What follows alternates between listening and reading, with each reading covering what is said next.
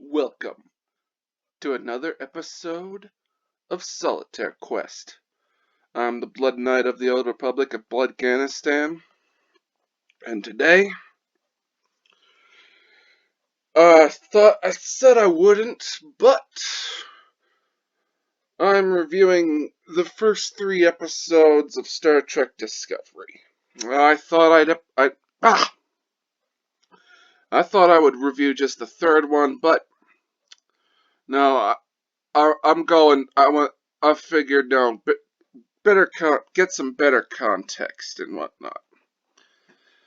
I'm the Blood Knight of the Old Republic of Bloodganistan, and yeah, Star Trek Discovery, episodes 1 through 3, or as I like, or as or as it's better known, or as the series is better known in some places in France, Le Chien Shit Discoverer.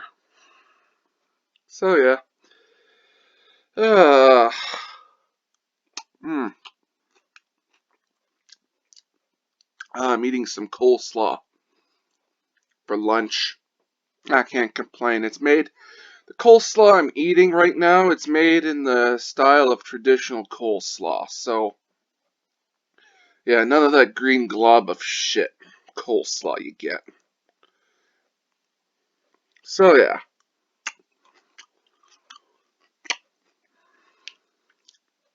So, yeah. All 3 of these episodes way too damn long for an introduction to a Star Trek series. I understand if you have a two-parter, but yeah, I understand if you have a two-parter, but 3 parts?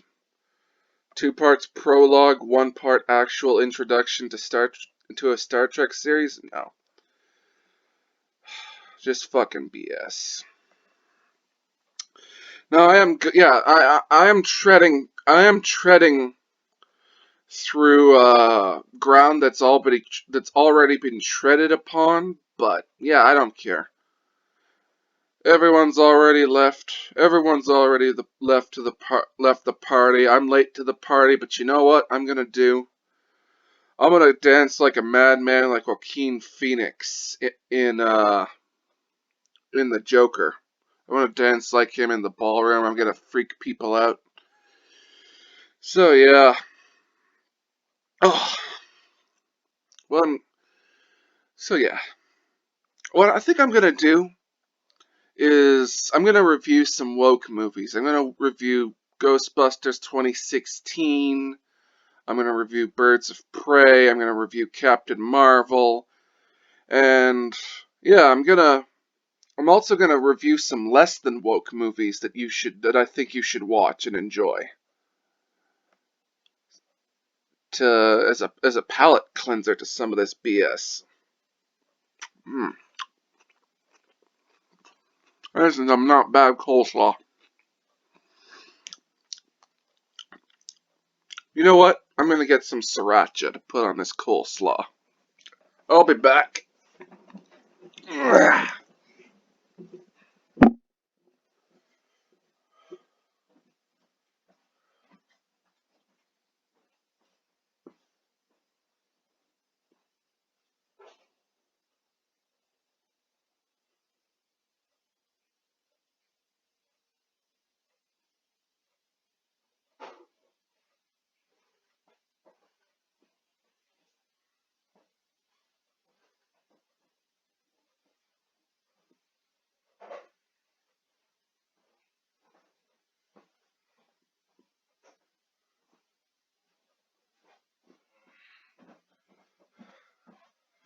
Alright. So I put some sriracha on the coleslaw. I got some sriracha on the coleslaw. Got myself a bottle of water because it's a damn hot one out today in Bloodganistan. So yeah. And they had a sort of a cool intro video. They had a cool.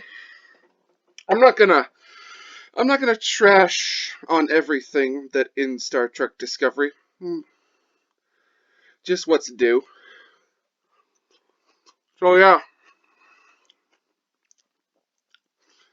there was a cool intro where it's like they had like a planet or something, and the Klingons were talking. They had a cool intro visual. I should play some Solitaire. You've come for the quest and the Solitaire. Good stuff. This sriracha,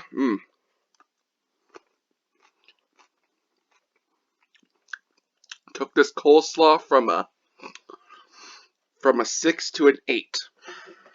God damn. So yeah, Klingons look terrible. Klingons, they should be an analog for the Soviet Union rather than a marginalized race or culture. Because yeah, you know what Star Trek needs, folks? More marginalized races and cultures.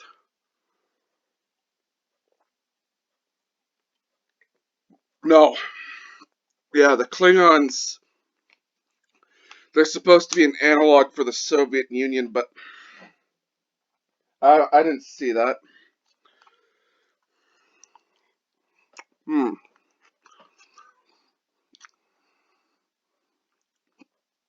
And the Klingon attire looked terrible. Looks terrible. And the Klingon leader looks really, really black, folks. This coleslaw is good.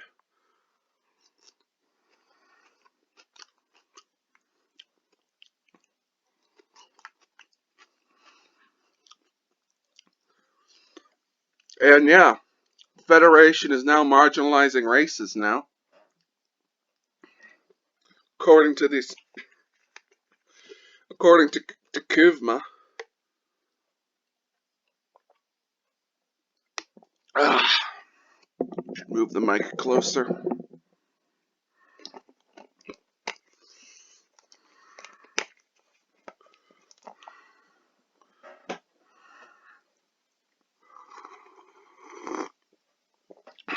Ooh, yeah, it's coleslaw juices. And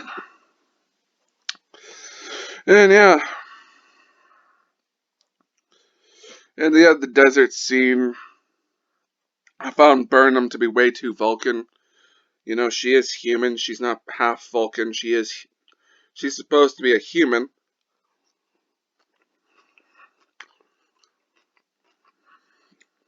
And they're just straight up ignoring General Order 1 of non-interference. And then yeah, they went to warp and they're in space, and it's like, yeah, the new warp effect was terrible.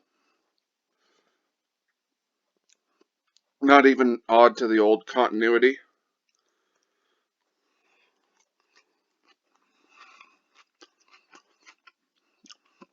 And for the voiceover and whatnot, voiceover, well, before that, communication relay destroyed presumably near Klingon space, but presumably it's a whodunit type scenario. And we had the Burnham as the main voiceover telling us this instead of the captain, which fucking waste of fucking waste of Michelle Yeoh, I think. Fucking waste. And yeah, blast burns and Burnham thinks it's a meteor. Yeah, that's stupid. Yeah, and Georgiou's comment on the relay and Saru's assessment. I'm gonna read it out to you. Saru's Kelpian. He thinks everything's malicious. Now that's just fucking racist.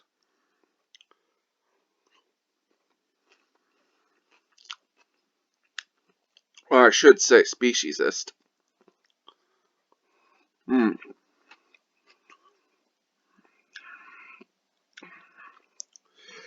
And yeah, Burnham, when she explained how the procedure is for the procedure of the for the Federation ship to repair a relay. Like I think she was like I think she was ahead of the plot on that. And Saru getting just cucked by Burnham and the captain, you know.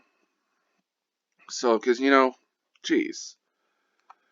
And the bridge interior of the Shenzhou is fucking too dark. And yeah, Saru is clearly the voice of reason in this scenario.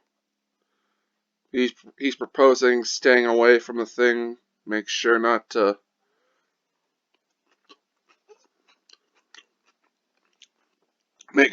get into harm's way. I should start playing some Solitaire.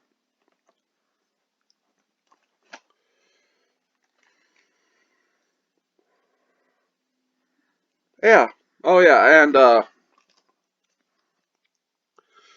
yeah, Michael Burnham flying through the debris field. It's effectively a suicide.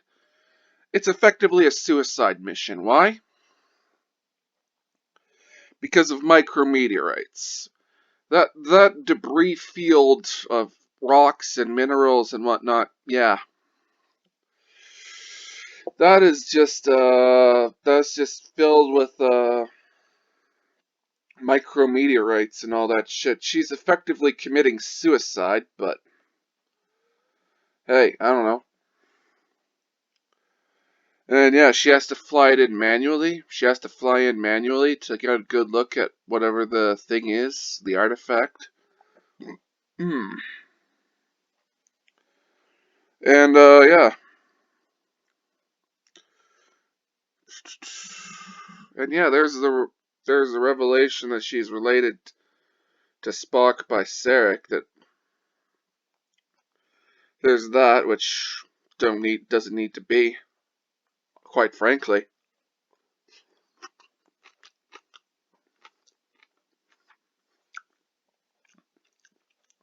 If you're creating a character, an original character,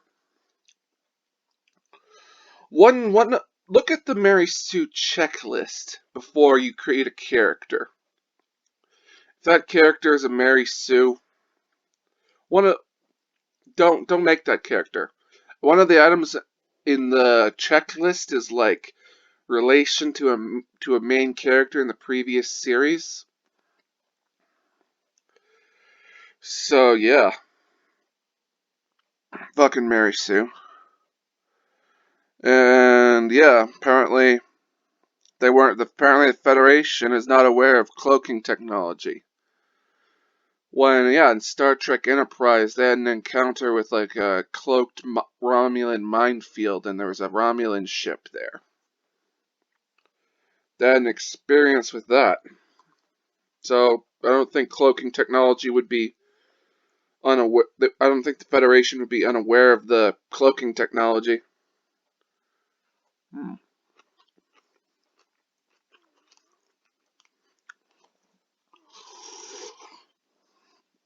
Oh, oh yeah, and yeah, these Klingons are cultists, folks, and yeah, they just follow Takuma blindly. That's my assessment. Uh, no, I'm not quite sure. Maybe not quite blindly, but they're definitely in a cult, folks. We got Klingon cultists. And then we have later on, yeah, the Starfleet Admiral chewing out Michael Burnham. I don't know. I don't know why that I don't know why that need to be thrown in. Maybe I don't know why I don't know why that admiral would be doing that.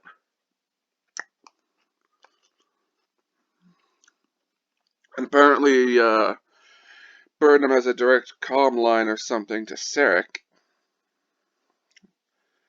and apparently Sarek's there wherever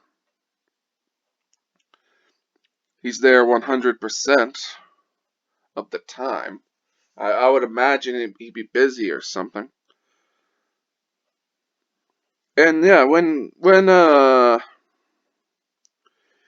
Sarek gives his reason why Vulcan diplomacy won't work, when he gives his advice to Michael Burnham,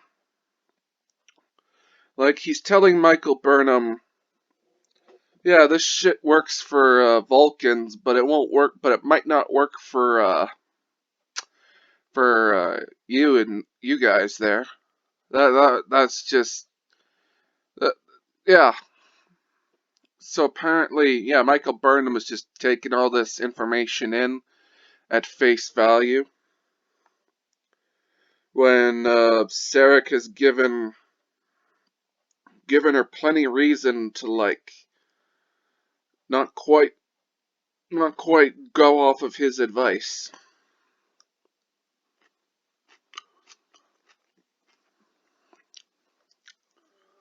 Oh yeah, and Burnham able to Vulcan nerve pinch someone going near postal on Georgia. So yeah, apparently just going postal is just like the default for some things. For how these writers go, there's one way to make a character. There's one way to make a character unlikable is just have them go postal on the on a whim. Like Michael Burnham, she's got Vulcan training, she's got Starfleet training. She just abandons it at the drop of a hat. And yeah, when Giorgio gets back onto the bridge, yeah, Burnham is a metaphor for the SJWs, a great metaphor for the SJWs, and Giorgio is a great metaphor for the fans in this scenario. It's coleslaw. I should have brought this bottle of sriracha with me, but whatever. Mm.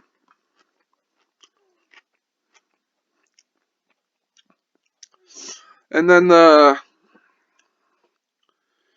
the end of the episode, the Klingon ships warp in, and they just look terrible, with like almost no reference to classic Klingon designs. I mean, Star Trek Enterprise. It wasn't it wasn't the best, but they actually had Klingon ships that referenced what came before or what would come ahead. They actually had that. Episode 2. The Federation destroys cultures according to the Klingons. According to Kuvma. And yeah, this is a complete. Yeah, if this isn't already said, I should say it. I should say it right now. This is a complete antithesis of Gene Roddenberry's vision of the future. You want to know what Gene Roddenberry's vision of the future is?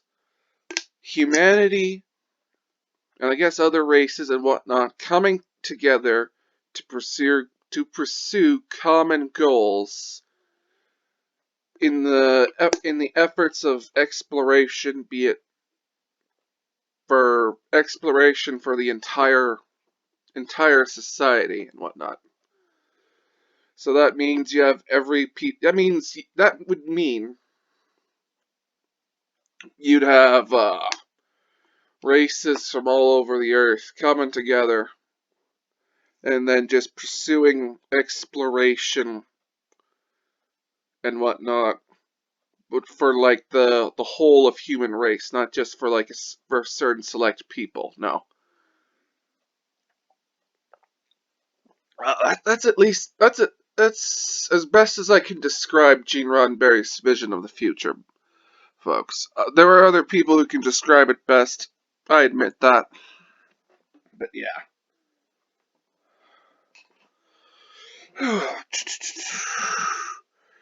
And yeah, there's the battle, the space battle that we got. It was really, they got bad CGI. Like the spaceships that are there when they were taking shots, Starfleet ships when they were taking shots, there was no damage visible on the hulls of those ships. And yeah, the brig scene, the guy with the concussion not escorted to sickbay. Or maybe like person from sickbay not coming up to the bridge to escort him to the sickbay. Yeah. Rest in peace, Ensign Ricky. You died in the vacuum of space like a bitch. For political reasons. And then, yeah, then we have some more, we have some fucking we have some Vulcan space magic here, folks. With Sarek's long-range communication with Burnham, and apparently he's got some of his Katra inside of Burnham, which I think that's like a bad touch thing for Vulcans or something. Putting a bit of your Katra or something inside another person. I think that's like a bad touch type scenario. And yeah, the Takuvma the Unforgettable. No, you're gonna, yeah, no, you're dead in that in a few more scenes there, dude. And yeah, TK. Not gonna call him his full name. Because yeah, I can't. It's too much in the mouth. We got TK, a potential member of a marginalized race. He doesn't want to know the Federation and is obviously a fascist. Okay. You know, even this is, yeah, the Gene Roddenberry's spitting in his grave. Oh, and another thing, I found to be hilarious. We got Giorgio, a Chinese woman quoting Sun Tzu. Okay.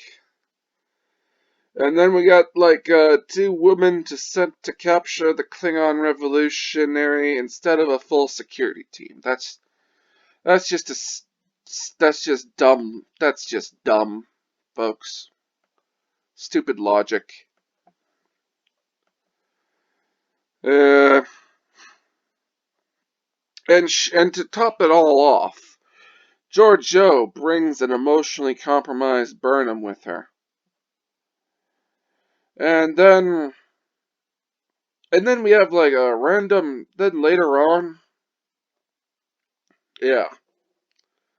Yeah, Burnham goes postal on the revolutionary leader. That's to be expected because she's emotionally compromised. And then later we have like the random cabal in dark room just judges Burnham, and it's just automatic life imprisonment. And these two episodes, they're a complete effing subversion of typical Star Trek storytelling.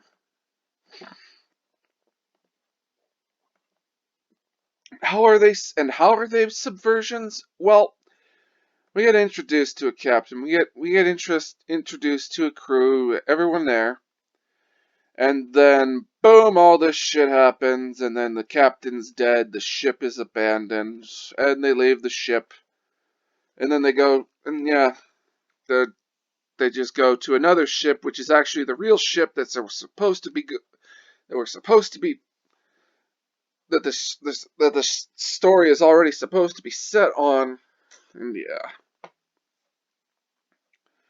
And then it's like just 6 months later, just for some reason.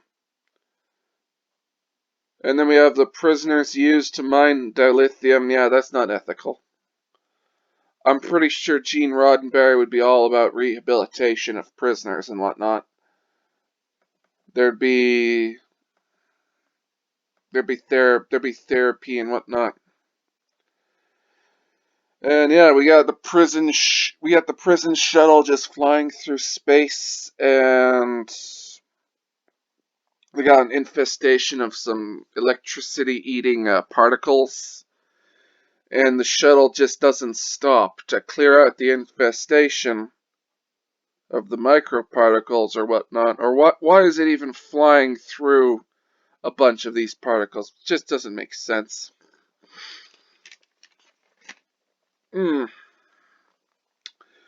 The prisoner is rescued, but not the pilot. And yeah, by the third episode, we finally get the main ship.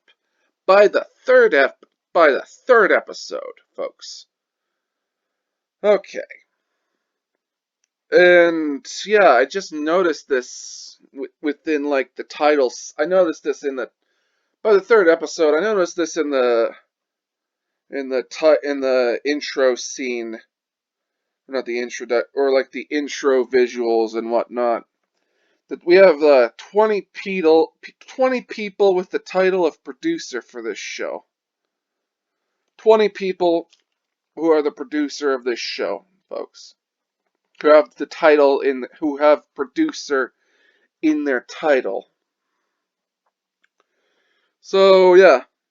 So apparently all the blue shirts are Science Corp, but everyone on the Shenzhou had blue shirts. So everyone on the Shenzhou was Science Corp? Freaking ridiculous. Ugh. Take another bite of this coleslaw. Mmm. Mmm. It's nice and juicy.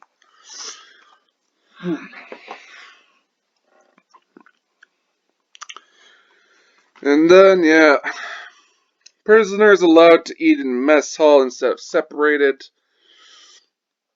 The Discovery interior is too dark. Lorca's a white guy whose ancestors were somehow Asian. Or I guess, yeah, Lorca's alright. It's not bad. Yeah, Tilly's annoying. And for some reason, traveling through this spore drive thing is like black alert. And yeah, still the lighting is terrible. And yeah, there's no viable crew dynamic present in this show that is present in other Star Trek series with the main cast. There's just this was a slog to watch, folks. Rewatch. Treading old ground like this. I'm just treading old ground. I might as well. There's a backlog, folks. I'm not reviewing. Maybe I might review the rest. Maybe I might do reviews on Star Trek, individual Star Trek Picard reviews, but no. I did the list episode. Star Trek Discovery's enough. And yeah, Stamets, and yeah, the Federation just co-opting his research.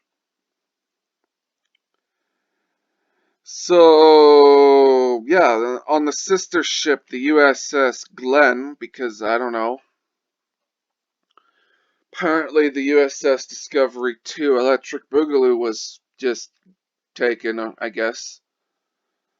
Star Trek, yeah, the USS Discovery 2 Electric Boogaloo. That name title for the ship. It's on a better version of Star Trek in Star Trek Discovery, but yeah. So yeah, the sister ship was just named the USS Glenn for some freaking reason, because you know a guy named Glenn. That guy, he's fine. And yeah, all the lights on the ship just didn't work. It was all horror. It was all horror show and whatnot. And yeah, the top secret research ship right next to Klingon space. And yeah, just had Burnham randomly just started quoting Alice in Wonderland as she ran up into the Jeffries tube across main engineering. And yeah, she was head of the plot again, I think. Because, like,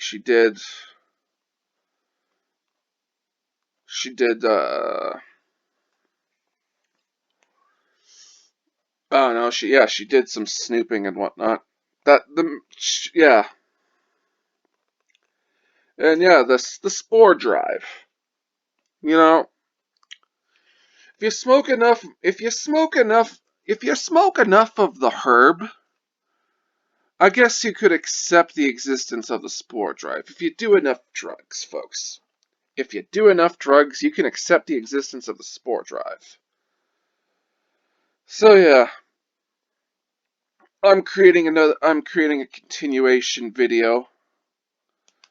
Or not continuation video. Ah, fuck.